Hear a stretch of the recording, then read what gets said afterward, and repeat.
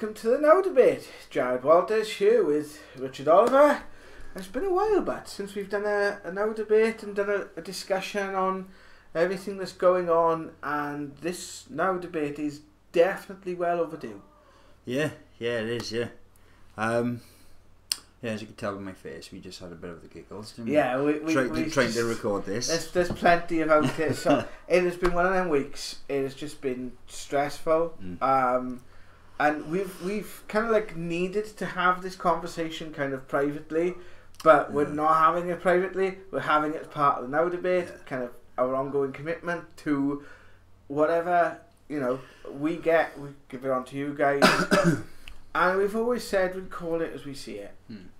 And well, we've discussed it in length, haven't we? Yes. With the Council of 12. Yeah. So we are obviously talking about the Council of 12. And I am starting to get some very big reservations about what we've been getting, whether or not we are actually communicating with something that has our best interest at heart, whether or not something else is trying to mess us up, or what's happening.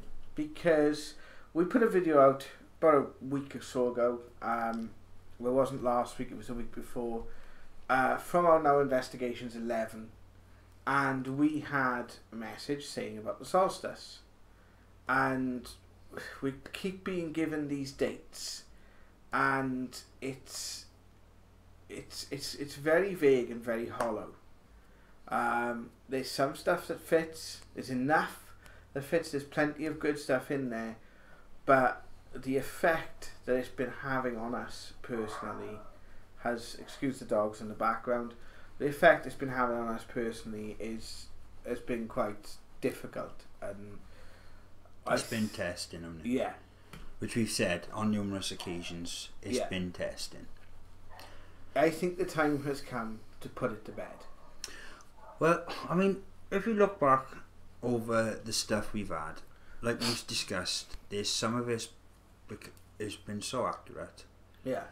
And then some of it's been neg, and some of it's been sort of personal, and there's been a good mix in it of these messages we've been getting through these devices. But I mean,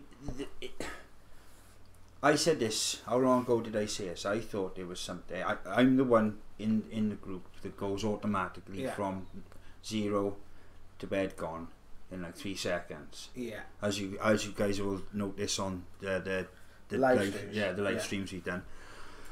Because I've dealt with an egg, I've dealt with, the bad energies and the things that are trying to mess you up, and I've said there's something there, haven't I? Yeah. And I have said it, we've discussed it, and but I'm not gonna lie, I'm still torn.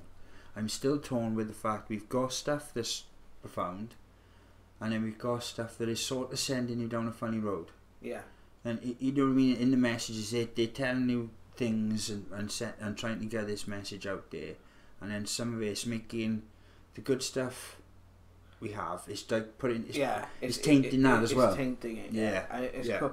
But this is the thing, right? It's if I've been thinking about different scenarios, because this story started with a pair of us who didn't know each other having different distinct experiences.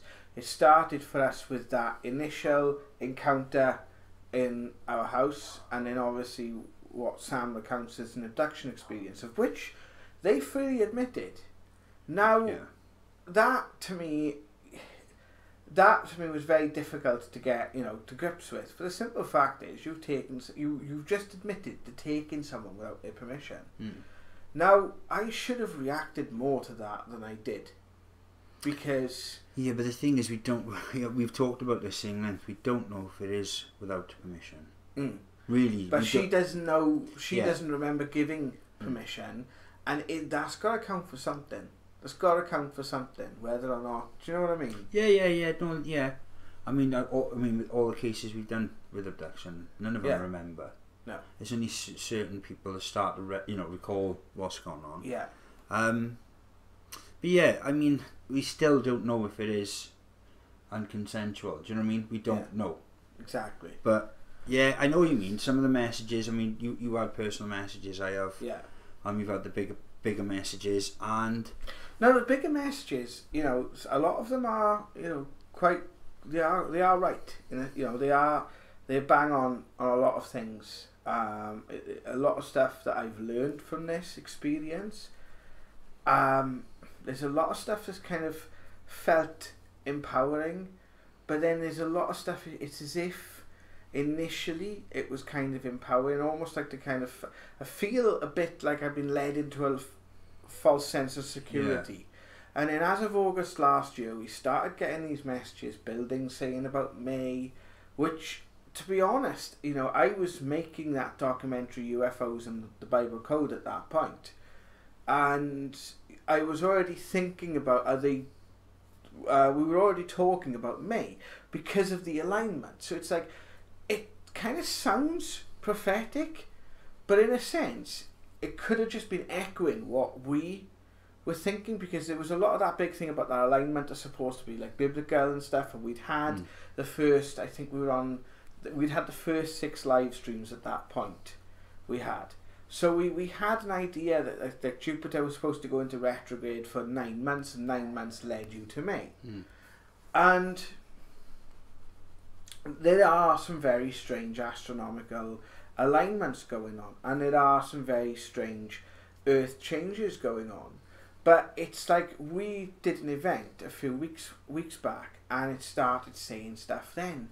And it was as you've always said about some of the ways the app sometimes behaves. It sounds like it's growling at you. It's just something that the fact that these messages have been planted throughout our cases for the last 5 years is something just is starting to feel, because over the 5 years we've had the most turbulent rides, the pair of us.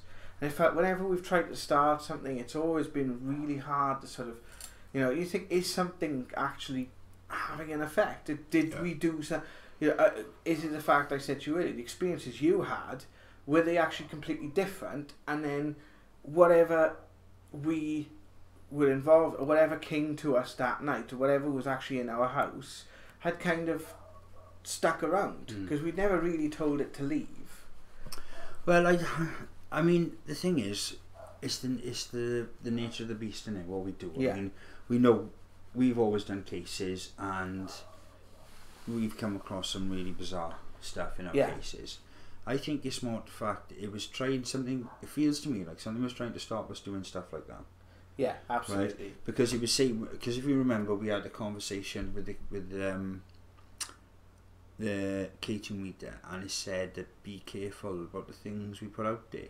Now, we've been live, and it said some pretty profound things. We've had to sort of like skirt over.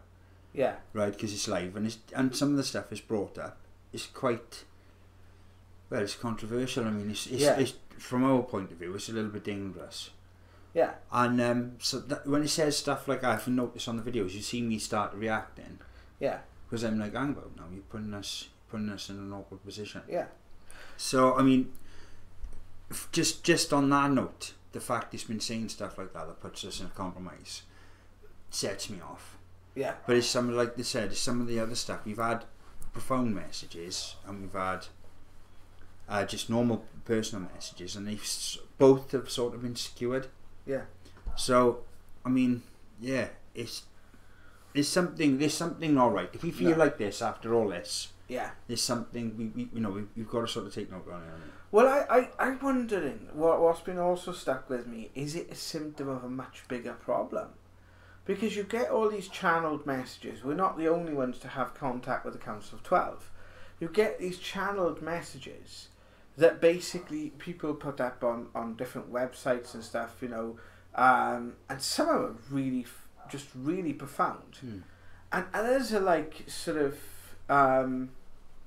because others are like sort of just like, dear ones, we are the Galactic Federation of Light, and or the Arcturian Council. Now, I've only become aware of the Arcturians, and we ask, there's certain things that's giving us responses they're saying after we found out about it. Now, there's a lot of stuff is saying before we found out about it, or giving maybe something more specific.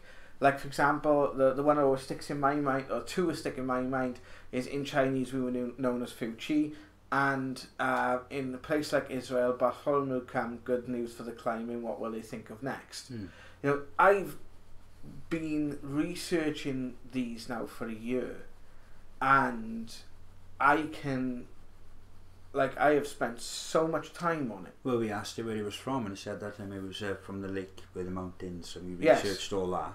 And it's an actual place. It's one of the most, you know, populated UFO hotspots in the world. Now, we had to reference that. Yeah. And it was specific to the question we asked. Yes. So there's certain things I think there is something communicating with us on both spectrums. And one's trying to stop the other. Right? Do you think it's a symptom of a larger problem? Do you think other people are getting this through channeling as well? That they're actually channeling two different sides? Well, I mean, you know about my meditations. Yeah. I really, don't get me wrong, I was into all sorts before I started. The first time I ever meditated in a group, and I never even had the concept of what I envisioned in my meditation. Yeah. It just sort of was my journey, and this stuff was coming out, and I didn't know, I couldn't share it at the time, and it was just getting more profound and more strange and more profound. And so yeah, I mean, people are channeling it, people are getting it through different means. Do you know what I mean? People are just getting it by accident, people are getting it through phone calls. I mean, if you look at the stories out there, quite bizarre how people are getting these weird messages. They're getting them in text form and everything. You know what I mean? Binary. I mean, that sort of happened to us. Yeah, and the crop circles, beware of ETs. Beware of ETs bearing false gifts. Yeah. The disc with the wheel, I'll put it up on screen now because I've got a copy of that picture. That particular crop circle, you know, these sorts of things, it makes you wonder if people are waking up, if people are questioning.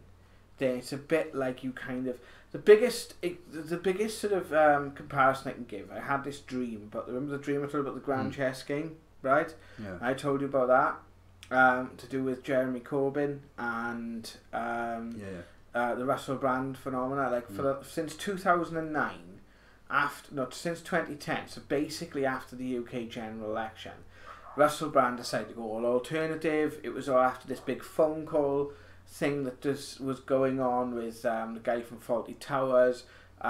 It was with Jonathan Ross. It was a big sort of scandal in the UK back in 2008. I was actually privy to a front row seat because I was actually working for the BBC back then. To a lot of the controversy, and he decided to go all sort of off radar, and comes back with this kind of like mentality of it's us versus the elite. It was, you know, he started having conversations with people like David Icke. He started having started doing these shows called The Truths. It was all about sort of like the media, how many media is manipulating this sort of thing, and then he kind of gets a sort of following. So he gets like what he's saying. He's saying the right stuff. He's saying the stuff that these people want to hear. You know, that people are waking up and seeing around them now. They're seeing the lies of politicians. They're seeing the lies of the media. They're seeing the agendas that are being pushed on it, and are starting to react to it. So one of the ways that you actually bring people back into the fold is you use a personality. And that personality is like, yeah, I believe in this too, I believe in this too. And you get it. So it's never about the issues, it's about the personality. You keep bringing it back to the personality. You keep bringing it, and you do it very, very subtly, until then you get an event of which you want to sort of obscure public or change public opinion, that being the general election. And then that's when he interviews Ed Miliband and says, for the last like 6 years you've been saying don't vote, don't trust them, blah blah blah, and then he's saying vote Labour. And then you think, hang on, suddenly then the Labour Party falls apart, everything falls aside, Russell Brand disappears, and out comes Jeremy Corbyn, like the second coming of Christ. And it makes you sort of think about it in a sense of that was Russell Brand was so clearly manipulated, in my opinion, that now whether it was done for those reasons, he might have been genuine. He might have been genuine. I'm not going to say he wasn't because I don't know. But the way it was kind of manoeuvred, you've seen the same thing with Donald Trump. Is something like that happening on like a spiritual level where you're getting like certain things, one person trying to get a voice and then something else trying to get a voice, and it's kind of getting confused? Well, I mean, I think the point of the now investigations, from their point of view, as we can see it, was trying to get this spiritual message across of our potential, where we could go, what we can become and achieve. So, I mean, yeah, that's going to get stopped. There's always a yin and yang, there's always an opposite. So that is going to get manipulated, it's going to get corrupted, and that's what obviously was happening. That's why they could have, you know, they've put falses in truths, and this is, you know, this is the problem, because it corrupts the message. I mean, we put the message out there because we felt the message was important, because we've seen the way the world is, and as for people waking up, and I mean, I'm really not sure, right, because the world to me, I mean, just in our sort of major city at the moment, apparently in the last 4 to 5 months there's been 750 stabbings unrelated to anything, right? It's increased, like to the year before it was 200 in 12 months, so the increase of it. So I mean, it seems like people are just getting more stressed out and more frustrated and more trapped. And if you think about it, we got trapped a bit by the now investigations. We got sent down a road that because this message felt more important than anything we were really accomplishing. We put it out there, we put it forward, and we give it all to it. And we try to get this message out, you know, regardless to sort of like how it would make us look, and how we would be perceived by our, you know, the people, the audience, but the people we were trying to show paranormal, people interested genuinely in the paranormal, and it's sort of like, it did snowball, because, you know, in that we come up with the concept for the Awakening Now, which we wanted to get inspirational stories, which we're still going to do, but that got put on hold. Yeah, it did. I mean, this is the thing. So anything new we were trying to start off was being superseded. Everything. And this is, if you think of it, you know, it was more intense because we're getting more of a voice, but that's been happening for the last 5 years. I'm even convinced that's why some of the other work we've done outside of Paranormal Now, definitely has been so tainted. I believe because that as well. If it wasn't so tainted, it was something we both might have stuck to. Yes. As you know what I mean, as trying to, you know, make up something of it. I think it's been, if we look at it, if we take a pattern on it, I bet if we can go back and sort of investigate our own investigation. There's a pattern there. Definitely. This sort of like overlay. I love that idea of investigating your own investigation, in a sense of like, from a different, it's like a bit like Einstein said, you can't solve a problem with the same level of consciousness that created it. No.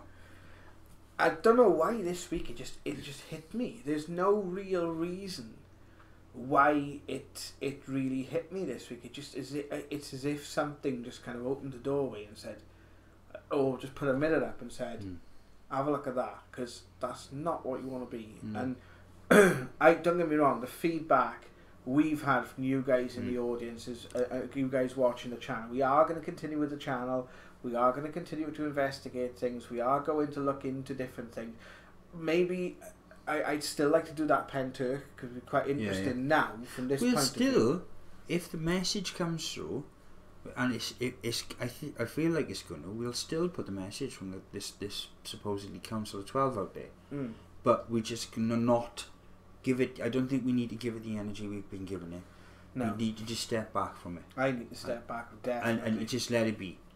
Right, it's given us dates, and it's telling, you know, it's saying stuff like make no plans for this year. It's putting you in a trapped position and a state of fear. A state of fear. It's talking about love and fear in such a way, but it's also, what I don't like, it's talking about things outside yourself too much. It's talking about the father. But that is the thing, is it's based in reality. Because if you just watch the news is 1,000 times more fearful than anything we've got. Yeah. I mean, that to me is like, if you're prepared for something that doesn't happen, you know what I mean, you've made no waste. Yeah. But if you're unprepared for something that happens, you know what I mean, you're in a dire situation. So it's not causing us any harm in regards to some of the things it's said. It's just the frame of mind it puts you in. Yeah, absolutely. Because we believe it. Yeah. Because there's been truths in it. So, I mean, I mean, we do need to step back from it. Definitely. And give it some space. And give it some time. Because at the end of the day, if these are malevolent beings who have our best interest in heart, they'll understand. Have you ever done this before? Because you were the one who obviously have had like the continued contact. Have you ever actually said, look, I want to explore other things? Do you mind? Like, yeah, when I was in meditation, I asked them on numerous occasions, just to just leave me alone. Just do one. This is, I've got a message. I think we've gone as far as we can come, and I need to do other things, and I did.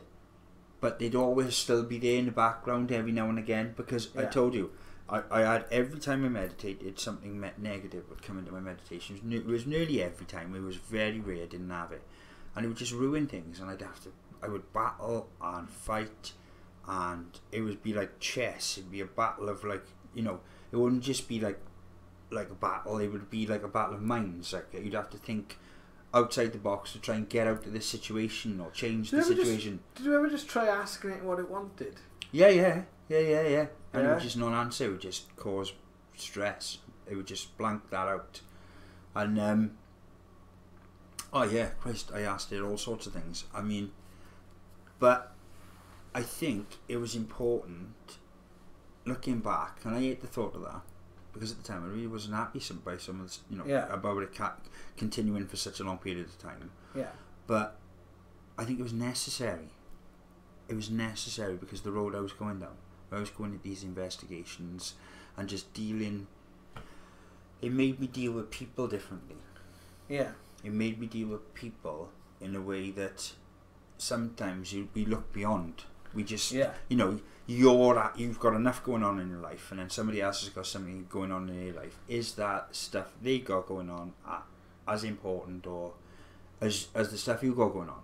Yeah. And it's hard to sort of get past that, to look past your own stuff. A friend of mine has got a saying: "You can only see as far as you were tall." Mm.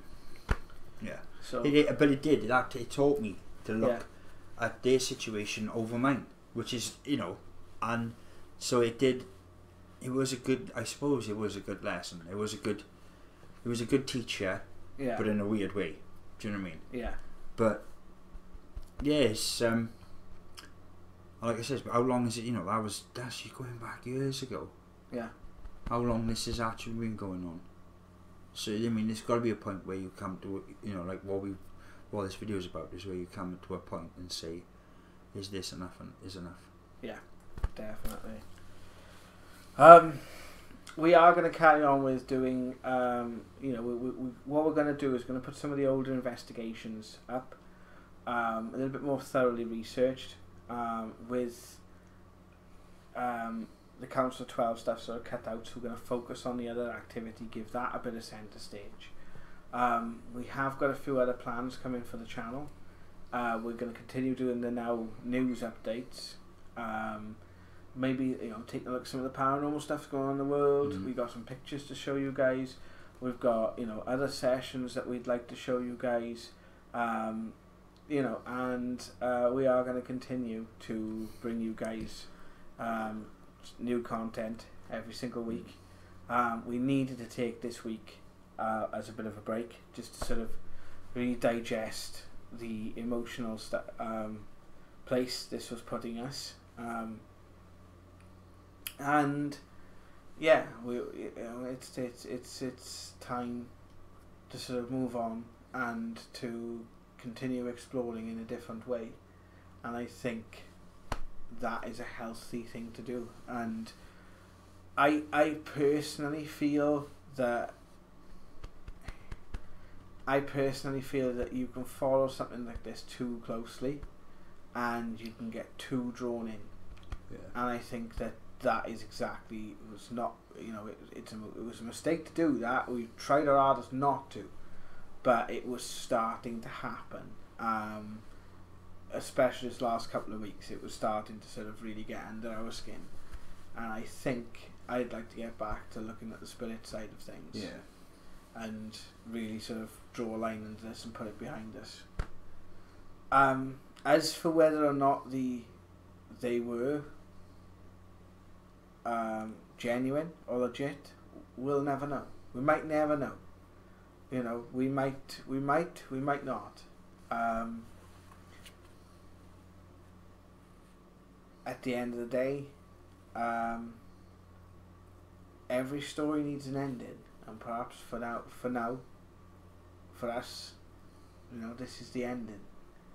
That we've come to a point where it's us sort of saying, let's step back from it. Any final words, my friend? Well, yeah, I mean, the other thing we sort of like is because of all the things it's saying that are bad and big that are going to happen in the world to cause misery, suffering, and, you know, panic. Which we have focused on because we put it out there because it's important. If you like we said before, if we can save, if one person reads it, it happens and it saves them, then that's a big enough reason to put it out there. But that's sort of something we want to step back from. So as for now, the apocalypse can wait. Absolutely, Which is going to be the title of this, I believe, Jack. Yeah, well, it's going to be on the thumbnail at least. I personally feel there are ways in which they could have found out if Kilauea was going to go.